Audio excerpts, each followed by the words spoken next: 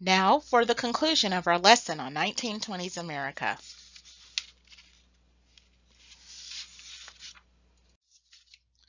The last of the cultural currents of the 1920s we will discuss is the new Negro and its relationship to the Harlem Renaissance.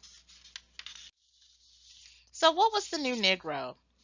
The name was taken from an essay written by this Harvard-educated intellectual. In 1925, he wrote an essay entitled The New Negro, in which he stated that there was a new spirit evident in black culture. This spirit was one where African Americans were no longer going to be ashamed of their heritage. They were no longer going to try to adapt to mainstream culture. It was one that actually celebrated the quality of being the outsider, of being the cultural other.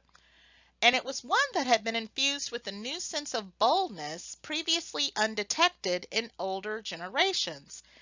And the source of this boldness, many believe, is black participation in World War I, where African American soldiers went and served and fought admirably under the banner of the American flag, oftentimes receiving better treatment from their foreign counterparts than from their own countrymen. One of the things that black participation in World War I did was it exposed African Americans to other parts of the world where they weren't treated with as much disdain. And when they came back home, they decided that the way in which they had been treated, they were just no longer going to accept as readily as perhaps previous generations once had. There was also the Great Migration, which again was the largest domestic internal movement of Americans in history to that point, where millions of African Americans left the rural South to relocate to points northward in the industrial North and Midwest. And these two, or that particular current of the new Negro spirit, is going to be responsible not only for the Harlem Renaissance, but also for two other cultural touch points, which included the Marcus Garvey Back to Africa campaign and the formation of jazz music, which inspired the formation of a distinct culture. This is a picture of Marcus Garvey, and he was the founder of the Universal Negro Improvement Association, which he chose to headquarter in Harlem. Garvey, who was a Jamaican native, stressed messages of black economic self-determination, pride, and unity among members of the black community, not just in the United States, but in the Caribbean as well as in Africa. Along with being the founder of the Universal Negro Improvement Association, he also establishes the Negro World, which spoke to black communities around the world, urging blacks to, among other things, trade among themselves. Garvey is going to mount a Back to Africa campaign, and this is perhaps what he's going to be best known for. The way in which he is going to go about encouraging black immigration back to Africa was through something called the Black Star Line. This was a fleet of ships that Garvey's organizations owned and operated, and the hope was to ultimately transport as many people of African descent who wanted to go and it paid the passage back to Africa as could be carried. Well, insufficient capital and mismanagement resulted in the failure of this enterprise. Ultimately, Garvey is going to be indicted on mail fraud charges, is going to be jailed, and subsequently deported to England, but not before he inspires future generations of African Americans to take pride in their heritage. The other strain of the New Negro movement of the 20s can be best embodied by the so-called Harlem Renaissance. By the 1920s, New York City's Harlem became the demographic and cultural capital of Black America, and it was in this neighborhood that a very significant cultural movement in American history was established. The assertion of cultural liberation for African Americans resonated in the poetry of such individuals as Langston Hughes and Claude McKay, and in the novels and short stories of Zora Neale Hurston. Also, the essays of County Cullen and James Weldon Johnson, as well as the acting of Paul Robeson, and in the singing of Bessie Smith. Now, I mentioned James Weldon Johnson and Zora Neale Hurston, which are pictured for you here on this screen. I'm going to shine a little bit more attention on these two individuals because of their Florida connections. James Weldon Johnson was a former Jacksonville educator who is going to pen the words to what will become the Negro national anthem, Lift Every Voice and Sing. He was also a political activist who assumed a national office with the NAACP. On the right-hand side of the screen, we have Zora Neale Hurston, who was a highly acclaimed literary figure who hailed from the small town of Eatonville, Florida. If you are a fan of The Color Purple, as written by Alice Walker, then you will definitely love perhaps Zora Neale Hurston's signature work, Their Eyes Are Watching God. It's a novel that Oprah Winfrey actually bought the rights for and produced a movie in which Halle Berry actually played the starring role. Highly recommend it. The third expression of the New Negro movement would have a profound effect not just on African American culture, but on American culture in general. Jazz was to the 1920s what hip hop is to the early 2000s.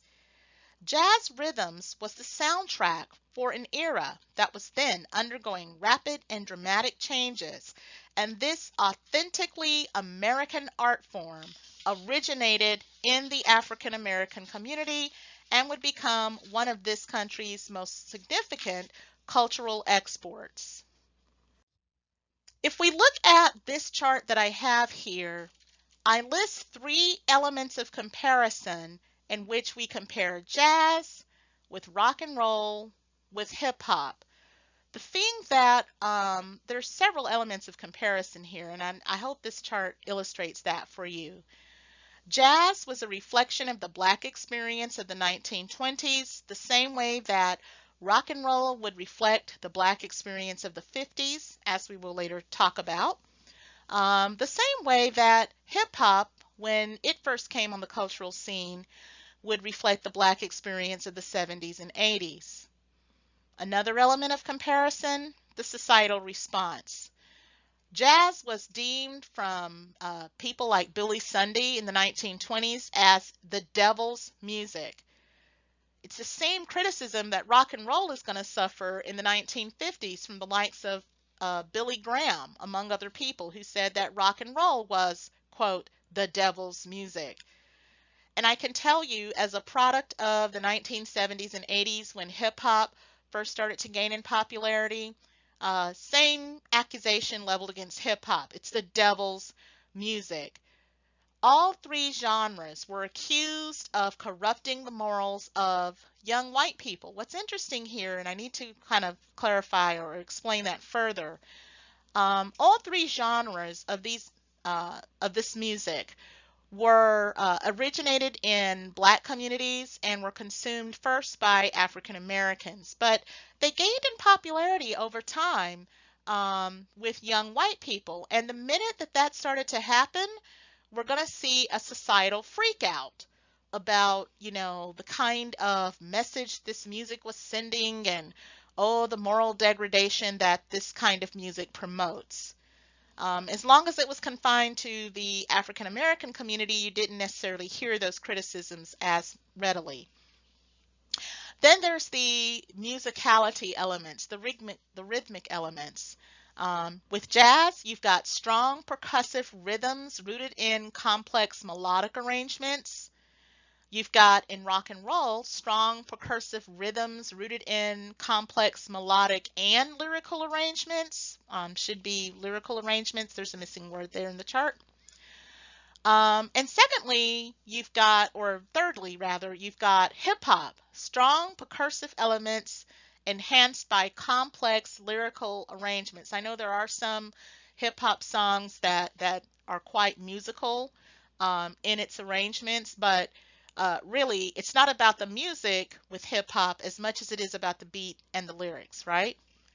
Well, look at this last element of comparison. To me, this is probably the most relevant um, element of comparison when looking at these genres of music. Jazz music changed the face of American culture.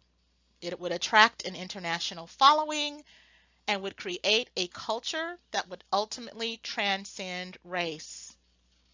Think about that. Look at what I say about rock and roll. Same thing. Changed the face of American culture, attracted an international following, created a rock and roll culture that transcended race. And by culture, we mean, manner of speech, manner of dress.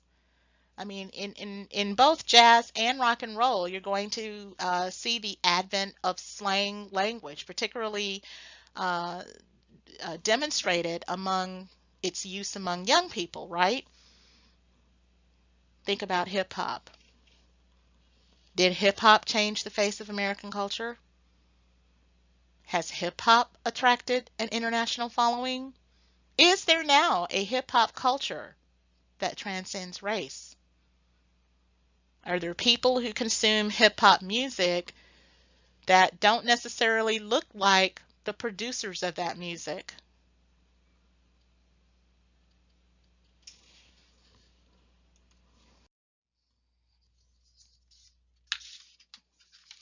When it comes to jazz, we cannot state enough how majorly jazz impacted the mainstream culture. Take the case of the Flapper Girls. Flapper girls were typically young, white, middle-class women between the ages of 18 and 30.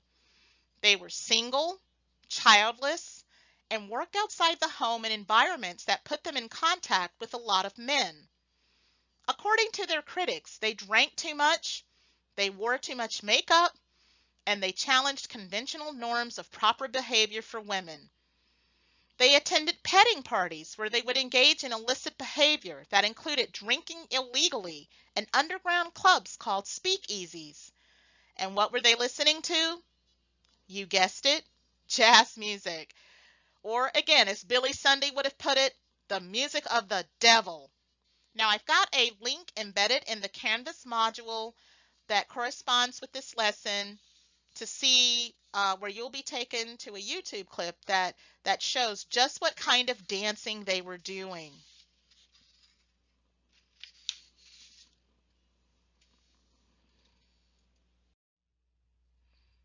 This concludes the lesson presentation. Check the course calendar for related text references.